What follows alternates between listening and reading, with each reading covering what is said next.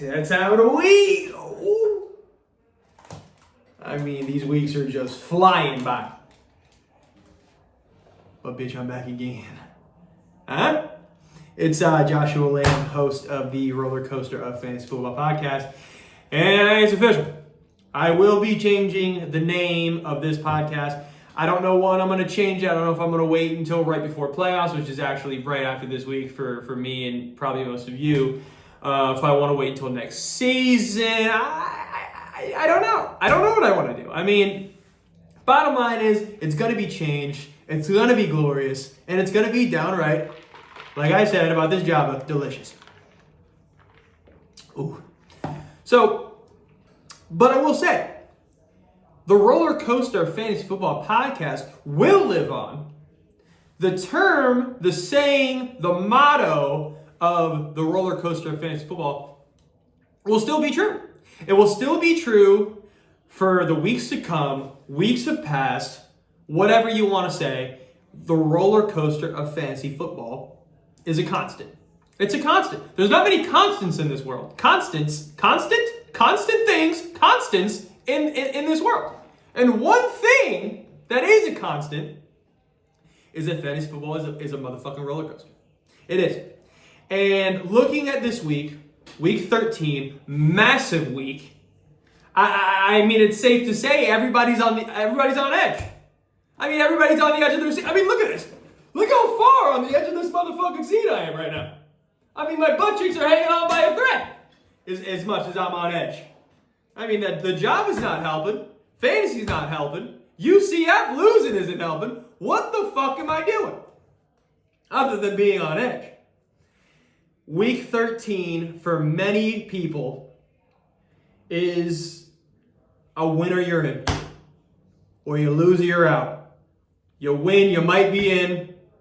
You lose, you might be out. It's a massive week is what I'm getting at. You win, you could be in. You lose, you could be out. And to be honest, these fucking fantasy football apps, they don't give you any clarity. There's no clarity about what happens if you lose. What happens if you win? All you have is like a percentage of you making the playoffs. Bitch, I got somebody who's 2-11 with a 6% chance. What has to happen for that 2-11 to jump on in? I don't get it. I don't get it. I don't understand it. I don't like it. For these fantasy football apps out there, clean it up. It's a mess. I mean, the questions I have going into week 14 right now, when I thought after this week, if I won, I was scotch-free, baby. I was problem-free. 99 problems, the playoffs ain't won, because bitch, I'm in. Is what I thought. I don't want to dive too in-depth on this matter, because I need to keep you on edge. You know what I mean? So I don't want to tell you too much about it, but I need a better grasp, a better grip of what it takes for me to make playoffs. For these guys that are out there that are sitting at, 6-6 this past week, fucking 5-7, fucking 4-8, whatever you want to say. These guys who are so close to being kicked to the fucking curb, all they're looking for is a little bit of hope. So you saying that they have a 37% chance to make the playoffs, based on what?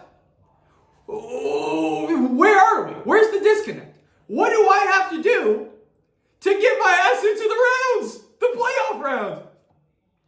I don't know. I just think there needs to be a better system. Okay? Because in my other league, where I am just scratching and clawing, hoping to God I get in, I don't know what it takes for me to prosper. I don't know what it takes for me to get to the promised land, baby. I don't know. And I want to know. And nobody's going to tell me. It's all left up to interpretation. I have friends, family,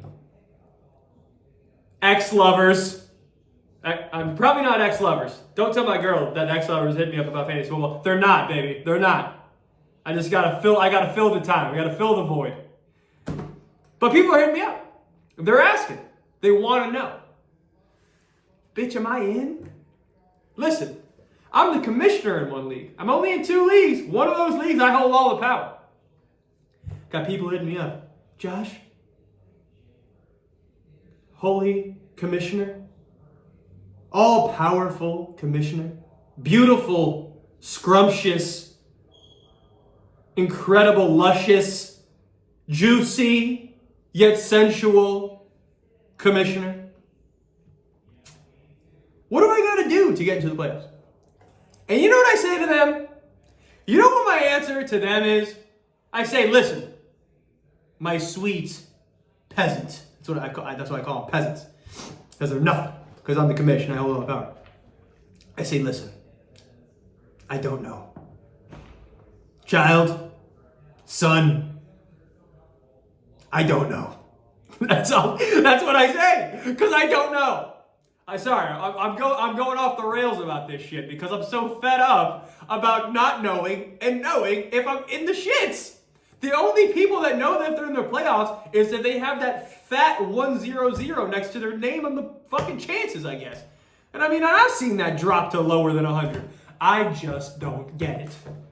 I want to understand. Somebody tell me what it takes for me to win.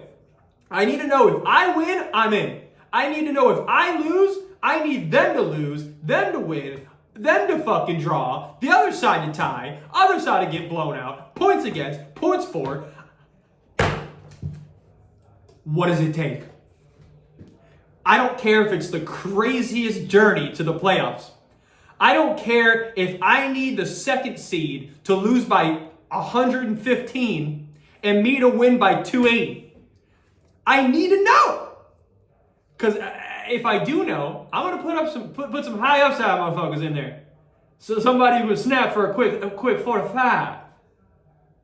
I mean, is it possible? Yes.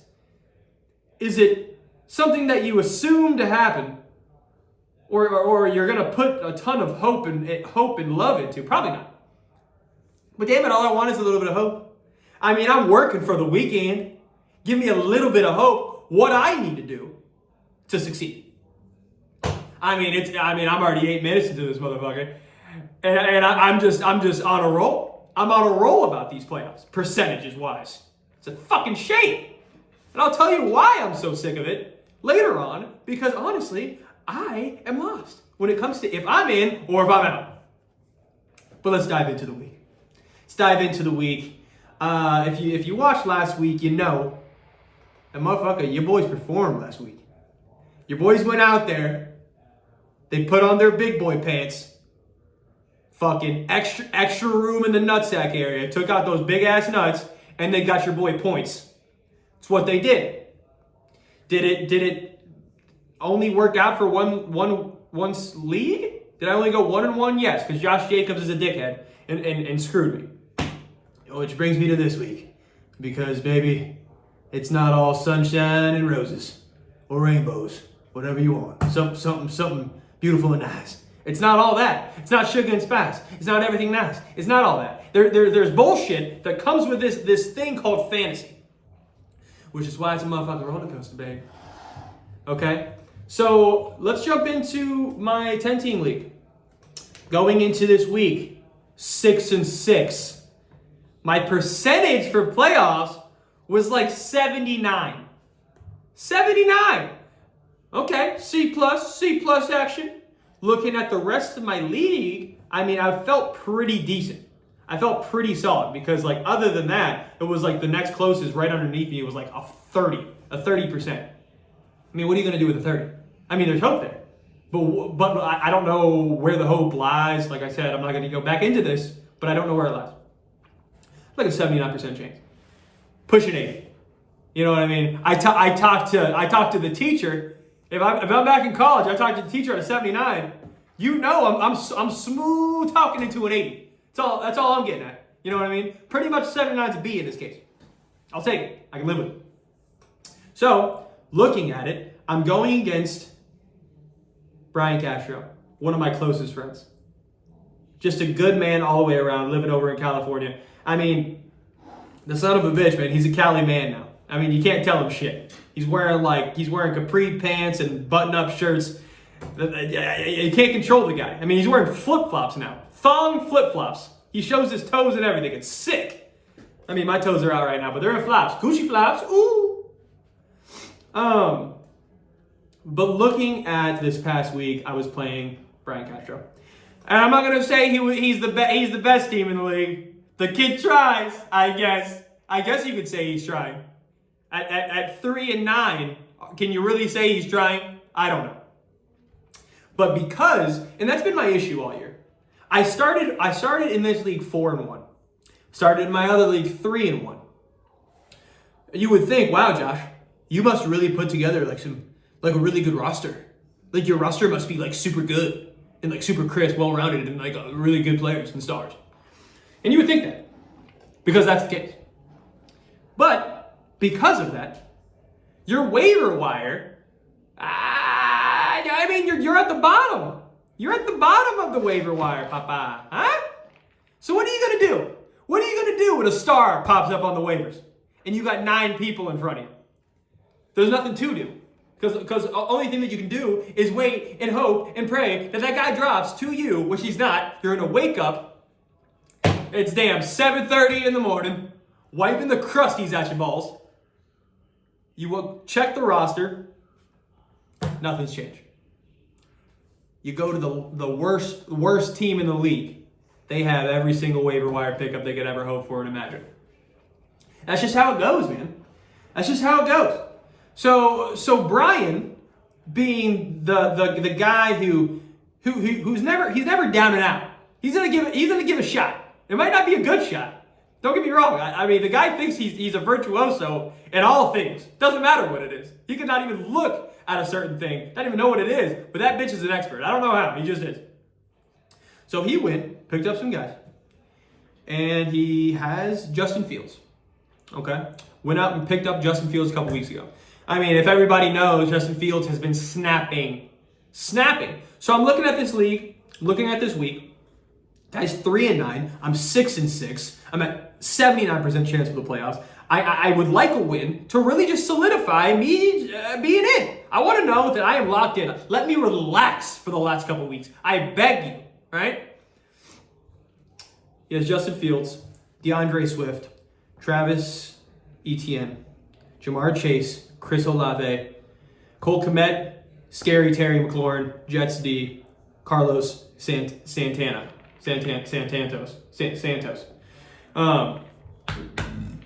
Ooh, that motherfucking coffee, that Java, hit me.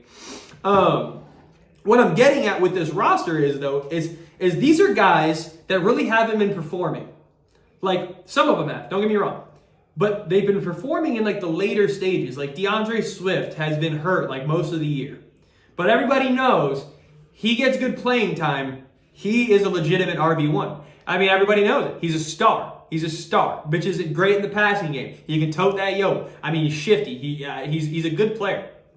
Travis Etienne. After they made the move and got rid of James Robinson, Etienne has been a star. He's another guy that can pop off no problems whatsoever. So we have Justin Fields that can go for 40. DeAndre Swift, the legitimate RB1. Travis Etienne, pretty much an RB1. Jamar Chase, we all know what that son of a bitch can do. Chris Olave is a rookie that he's been known to have a couple games where he snapped.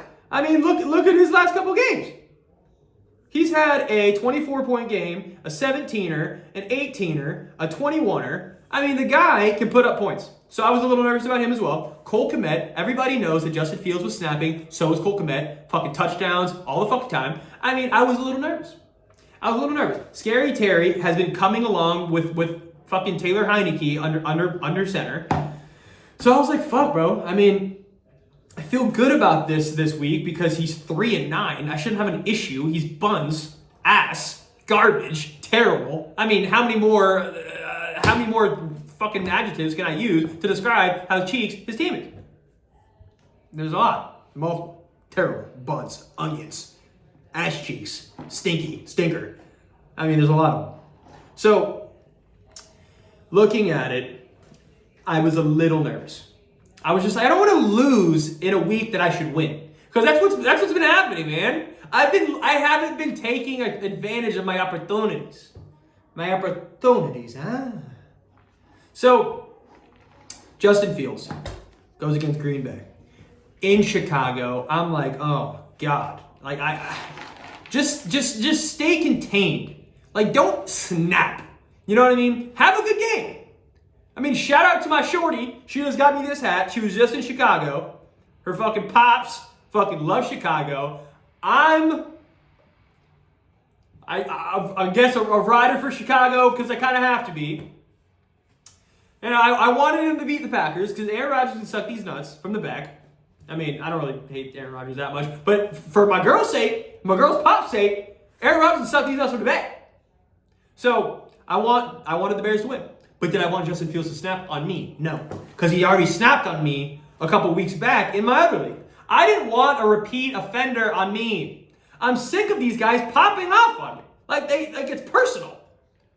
Jesus, let me have a sip. Jesus. So he goes out there. I mean, what was it, the second quarter? Pops off for a 60-yard tutty. Oh, are you kidding? You must be kidding. I see that, and I'm like, fuck, man. Okay, well, Justin Fields is about to have another 40-point spotter on me.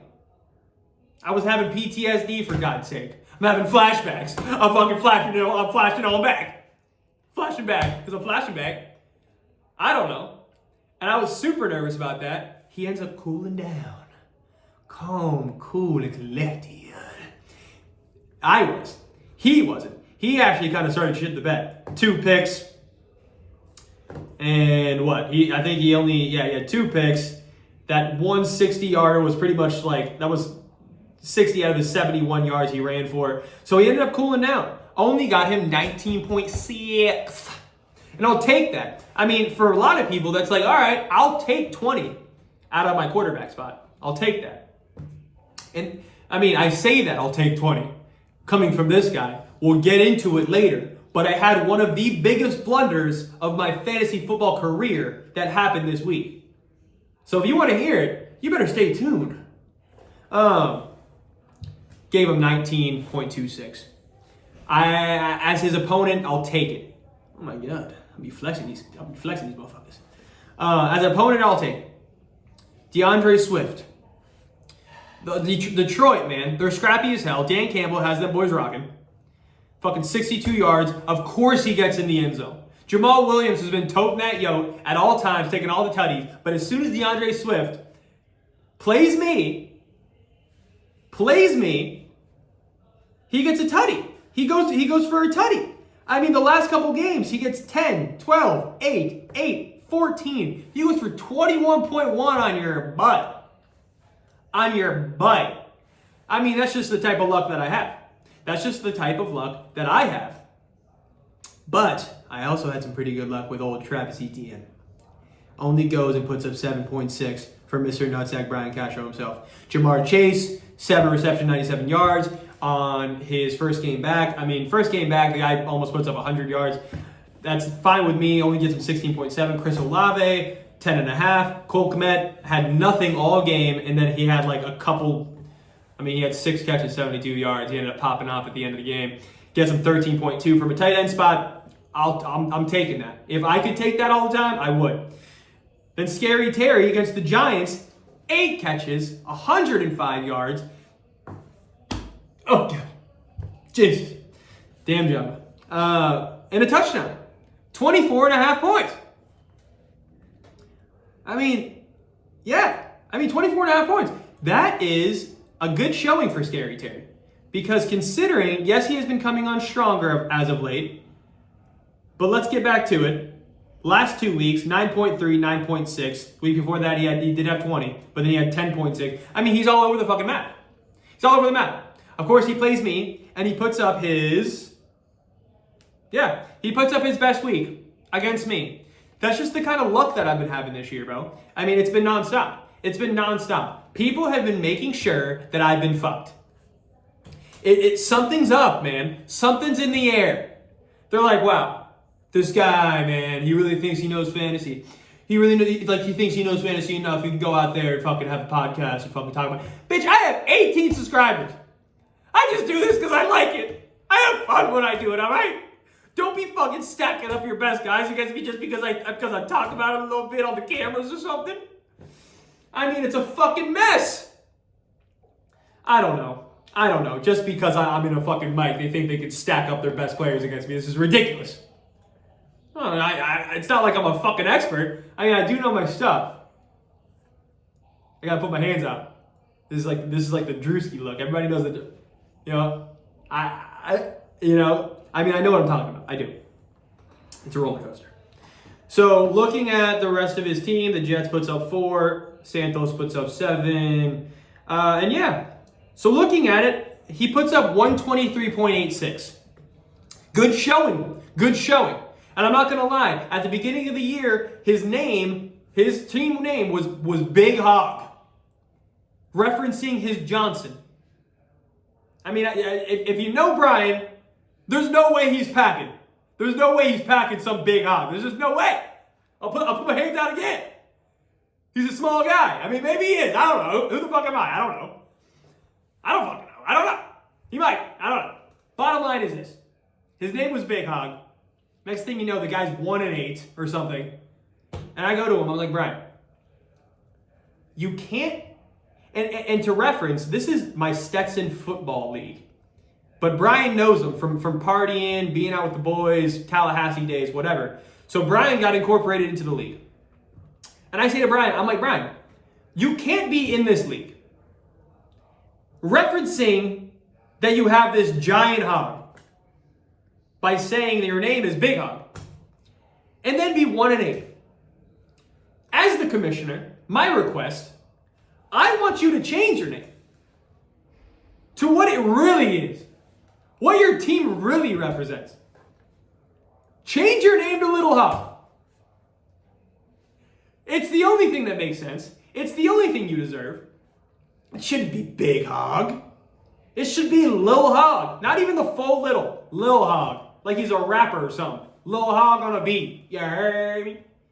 With the trash team. You heard? I don't know. I could rap. I could. So he did. He changed his name to Little Hog, which is very suited. So looking at my squad, I needed a big win. I wanted to win this week. I wanted to get myself comfortably into the playoff mix and not have to worry about it. Let's start off with Jalen Hurts, the king, the man, the QB1 on the year so far. Puts up 34.4 for your boy. 4 total tutties. 380 yards in the air, bitch. Ooh! How many fucking rushing yards? 12! Ooh! I thought it was going to be way more than 12. Not even going to lie to you. But with those 12. Yeah, it was only 12. But bitch, 1 touchdown. 1 rushing touchdown. Give me 6. I don't care how long those legs took you. Could be 12 yards, could be 1 yard, could be 100 yards. You get me in the end zone with your legs, not your arm, bitch, I'm stoked. 34.4. God, I'm already at 23 minutes. I want to beat. I need to wrap this. I need to get this going. So, Christian McCaffrey, 28.6. Big week. Elijah Mitchell's back on IR. Christian McCaffrey's the lone back, stud. I mean, I ain't gonna lie. Elijah Mitchell was making me a little nervous how they were using him a ton, bro. It was making me a little nervous. Chris McCaffrey was still getting his points, but I mean, he's my RB1. I need him to be my horse. So when he's splitting carries with some taint, it was fucking me up. So Christian McCaffrey, 28.6, 66 yards on the ground, one TD reception, 80 receiving yards, and 8 catches. Boy, give me that every week. Brock Purdy's under center. Jimmy Garoppolo, he's going to be out for a couple weeks, it sounds like, maybe even a year. If he's just using CMC for checkdowns, I can live with that. Bring me to the promised land, Papa. Do it. And then we go down to Samaj Perine. I was monitoring this all week. Joe Mixon still in concussion protocol. I actually dropped Perine in the waiver wire right before this week started because everybody thought Joe Mixon was going to be back. First, injury report comes out, he still hasn't cleared. And I was like, oh, mama. Oh, baby. If he doesn't clear, P. Ron's in for another big week because he put up 20 the week before. So I went and scooped him.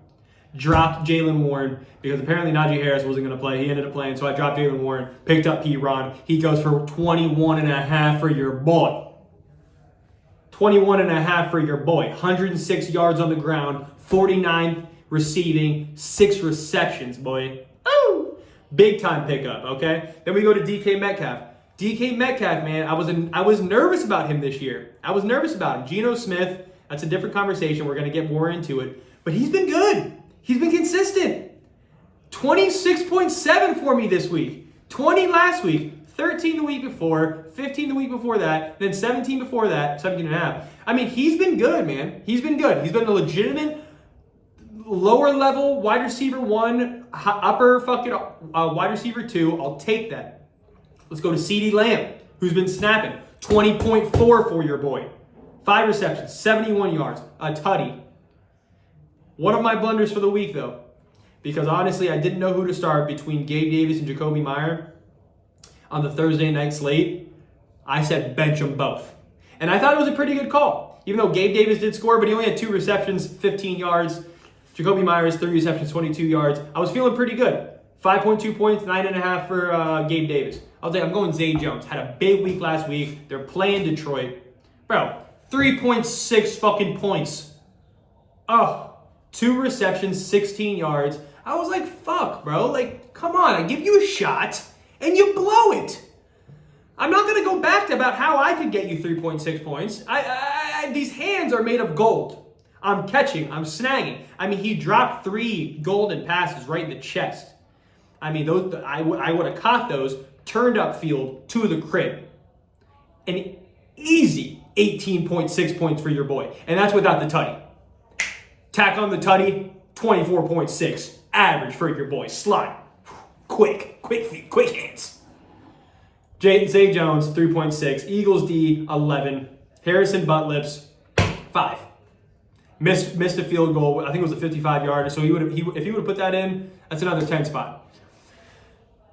Your team, your boy, the J Shags Love Racks, 164 points, 0.54. So really, let's round that up. 165 points. Big week. They've been performing.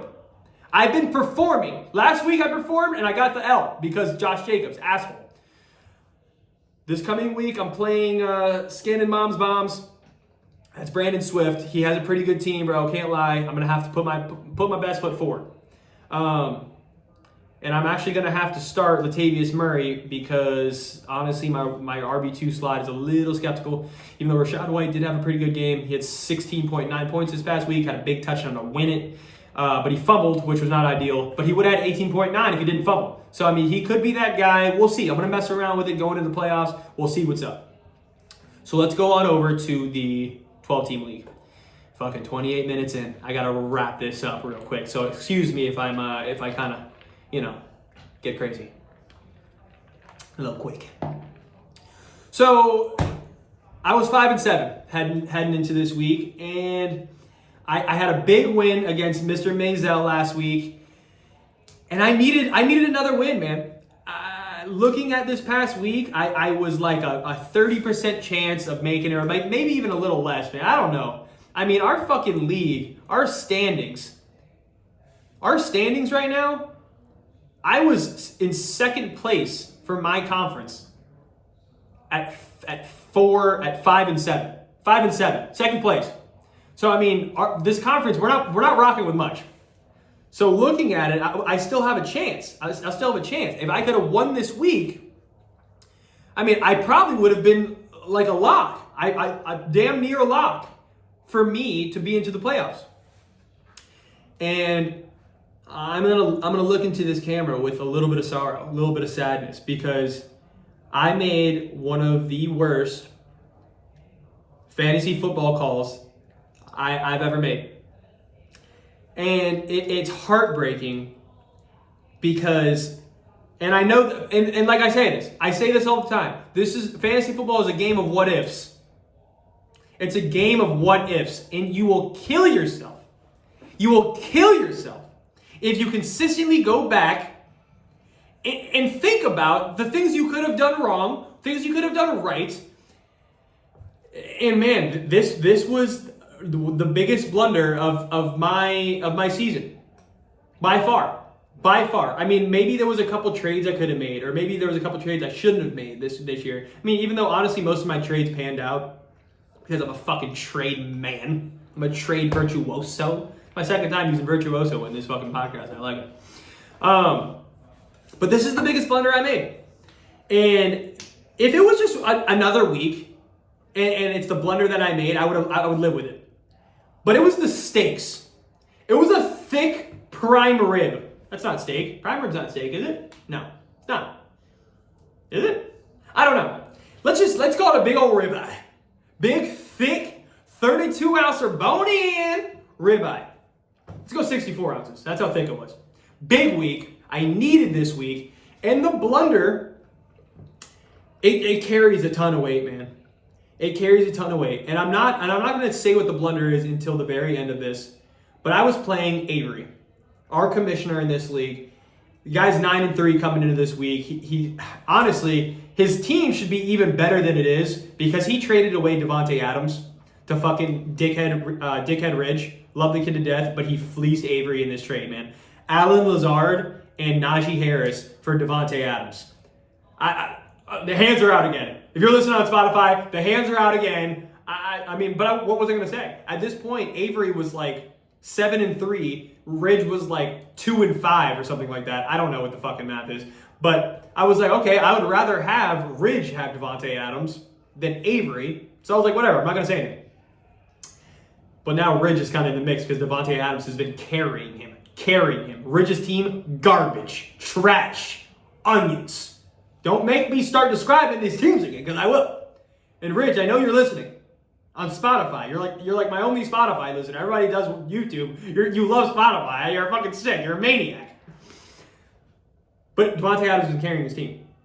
Looking at Avery's team, Patrick Mahomes, Saquon Barkley, Najee Harris, Tyreek Hill, Alan Lazard, TJ Hawkinson, Zonovan, is it Zonovan?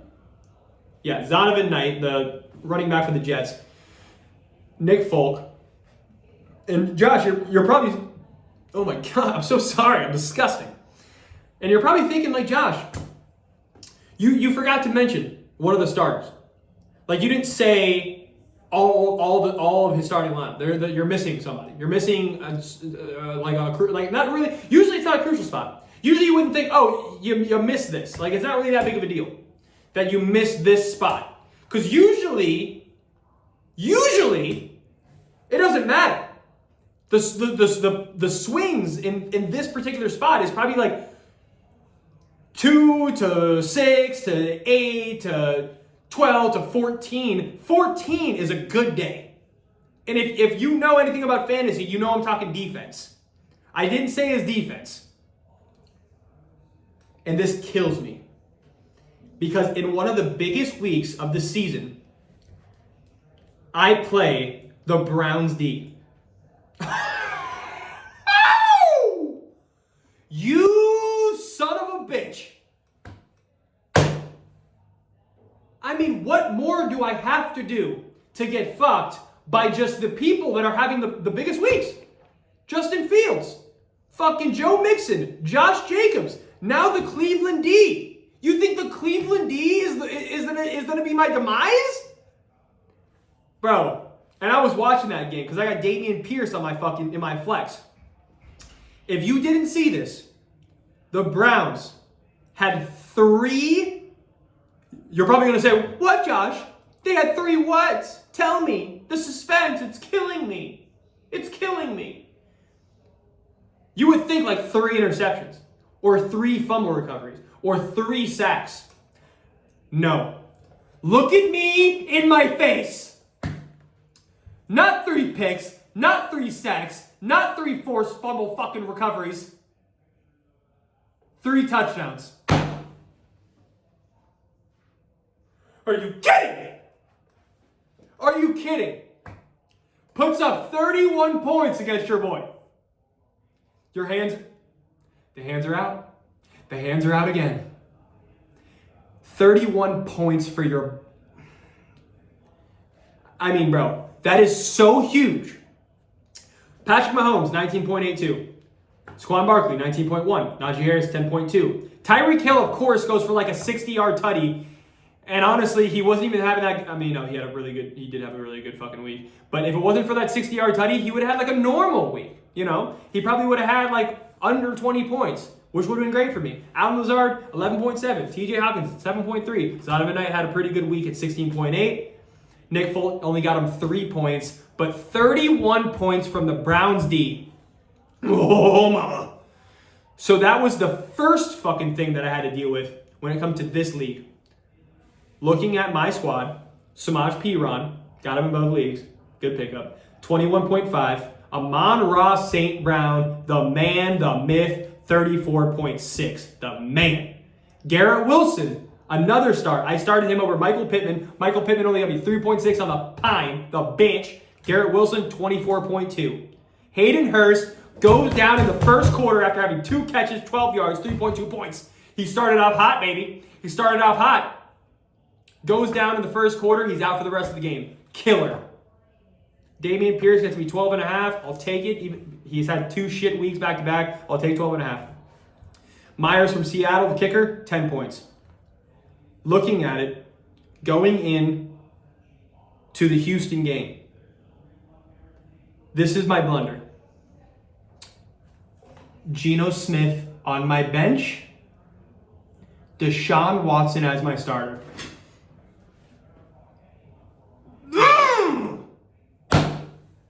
It kills me. Till this day, it's been days. It's been days since I lost this week. Because I lost the week.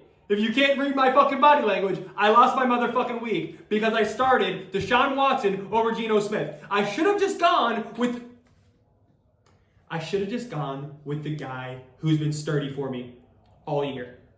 All year. He's been sturdy. He hasn't been incredible, but he's consistent giving you 20.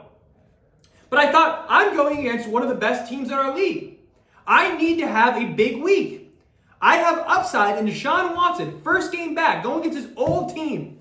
He goes ahead. Oh my God. It pains me. Oh shit, I'm stuck. It pains me to say this. Oh God. It pains me to say this. Deshaun Watson gets me 5.3 fucking points. Oh! Killer. Geno Smith, 23 points. Bitch, that's an 18-point swing. That is an 18-point swing. I'm stuck on this court. I'm fed up. 5.3 points. Going into the Dallas game, I'm down by 37 points. I got Jonathan Taylor left, Cowboys D left. I'm down by 37. His team's done. He put up 148.52. If the Browns had a normal week, I would have been golden. That's all I would have asked.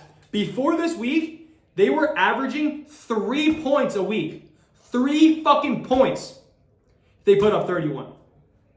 Going into that Monday night game, I needed 37 points. I needed Jonathan Taylor to snap, and I needed somehow the Cowboys fucking defense to snap. It just doesn't, but that's when you're working against yourself. Because if my running back snaps, my defense probably didn't do great. If my defense did great, my running back probably didn't do too well. It's a double-edged sword of just getting fucked. It's a mess. This damn cord has me tied up. I'm sick of it. So going into it, Jonathan Taylor, 82 yards on the ground. I think a couple catches, 3 catches. He gets me 13.3. That's okay.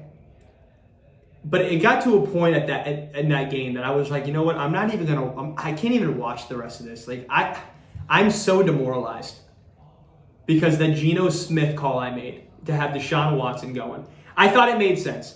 Did I anticipate my team snapping to put me in a situation that I didn't even need to worry about Deshaun Watson popping off because everybody else did? No.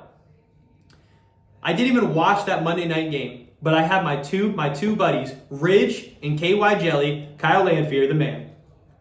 They're texting me in my group chat. And they're keeping me up to date. And they're like, yo, you might win this fucking week. Dallas D, man, puts up 19. Apparently, like I said, I didn't even fucking watch because I was so sick. Sick! I was sick of myself. I was sick to my stomach because of my own being and what I did. Apparently, there was 2 opportunities for 2 touchdowns. They already scored a touchdown. They had 3 picks, 2 fumble recoveries, and apparently, there was a chance for 2 more touchdowns they could have scored. I would have won the week. I ended up losing by 5 points. 148.52 to 143.64. Oh my God, am I sick. All it would have taken was the Browns D to not score one of those touchdowns. If you would hear me before this week say, Browns D, do me one favor. Only score 2 touchdowns this week. Only score 2 touchdowns for your boy. They would say, Josh, you know what? That's fine. I'll only score 2 because scoring 3 is damn near impossible.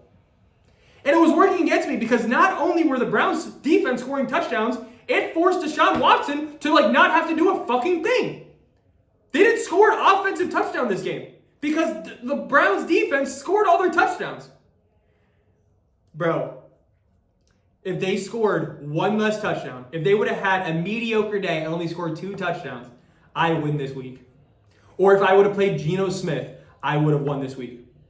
Or if I would have not picked Hayden Hurst and picked Taysom Hill, because Taysom Hill got me a touchdown in my other league on a 30-yard fucking touchdown catch, what the hell? I would have won this week. What ifs? That's why I say it's a roller coaster, baby.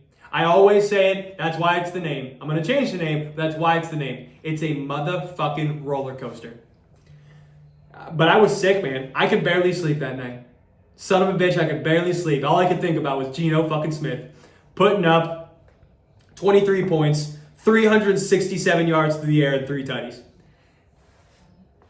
It makes me sick. It makes me sick. So with that being said, I end up losing the week, man, on a really tough call. A really tough call, but you gotta live with your mistakes. You gotta live with your mistakes, and that's just how it goes, man. But being 5-8, looking at the teams, looking at the standings, I'm third. I'm third in the standings right now, behind 2 6 and 7 teams. All it takes is for me to win this week and them to lose, and I'm first in the division. I have a 33% chance, have no idea how. Those 33% chances are with me. How the hell am I going to get into the playoffs? I don't know what it's going to take. I really don't. But I still have a chance. If I win, my buddies lose, I put up a good week, there's a chance. There's a way in. I play Tyler Menares this week. He's a great guy, but God, do I want to bust his ass. I have to play Latavius Murray this week because Jonathan Taylor is on a bye. What are you going to do? Michael Pittman's also on a bye. I got DeAndre Hopkins back, so it's all right. Garrett Wilson, if he has another big week, which is going to suck because I play him in my other league, but I need him to have a big week for this league. I need it. So with that being said, just to clear this up, you probably already know this. This is not your grandmother's fantasy football podcast. And enjoy the pain. Enjoy the pain that I portray. Because I have a damn good time doing this. My whole weekend's fucked because of fantasy football. Because of the stress it gives me. But I love doing it, man. I love doing it. I love my fucking supporters. There's not a ton of you. But I love doing this just because it's a fun time. And I appreciate you guys tuning in. Much love to everybody. Not your grandma's fantasy football podcast. It's a fucking roller coaster. Much love. And let's get some fucking dubs.